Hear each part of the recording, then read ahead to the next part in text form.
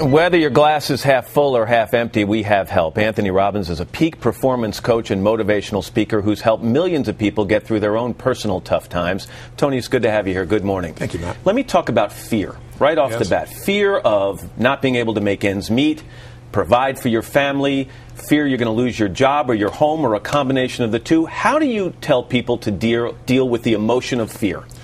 I think people have to educate themselves as to what's really happening right now. We are going through a transition. It's a season, and every generation has faced some pretty tough seasons at some stage. Some do it at a very young age, some do it at an older age. And we talk about the Great Generation. If you were born in 1910, by the time you're 20 years old, you were in a Great Depression. When you were 30, you were in World War II.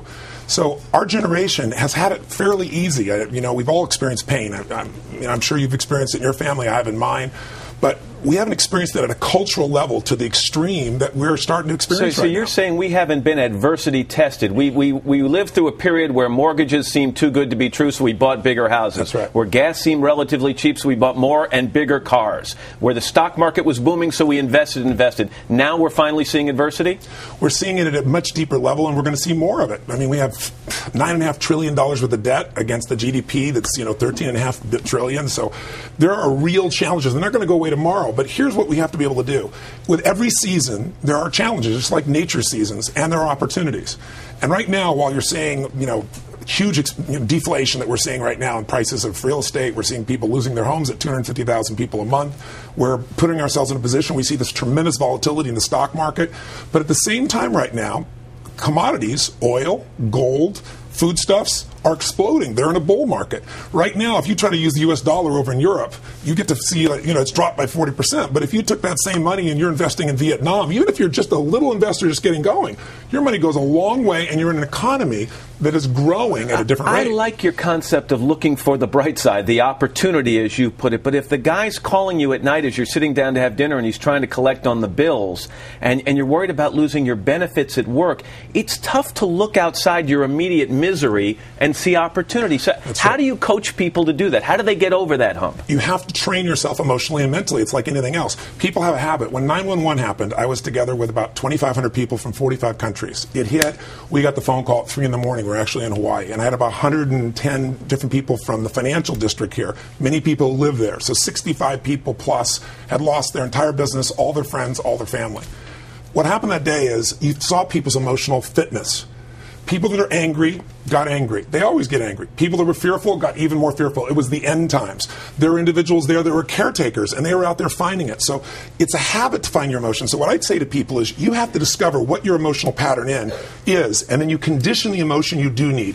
In those situations, what you need more than anything else is creativity, determination. You have to have some emotions that'll get you over it, because the force that shapes the marketplace up and down is the force that shapes your life. It's emotion. Two quick things. Phil Gramm, former senator, got in some trouble last week when he said we become a nation of whiners when dealing with this economy. Is there some truth to it, in your opinion?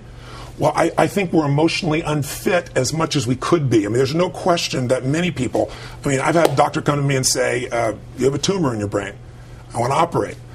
So is Lance Armstrong. The question is, when those things happen, what do you focus on? What does it mean? What do you do? Do you focus on, why did this happen to me? Or what does it mean? Is it over? Or are you just beginning? Is this a gift? In Lance's case, he found a way to take enough action. After you deal with cancer, you look over at somebody on a bicycle, and it's pretty easy. He wins 7 of these in a row. So if we're supposed to get in this emotional good shape earlier on in our lives, is there an opportunity here, Tony, for parents? Families are going through a hard time.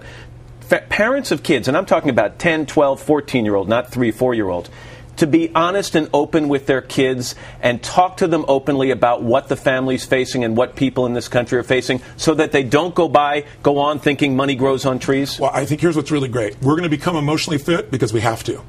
Necessity is there. But the thing that will give people hope is not positive thinking, it's role models. Sir John Templeton is one of my heroes. I interviewed him not long ago, and he just passed away, as you probably know, about a week ago. And here's a man who started with nothing. In 1939, Hitler is invading, and he went out at that time and said, maximum pessimism is when you can do the best. This is when you can grow.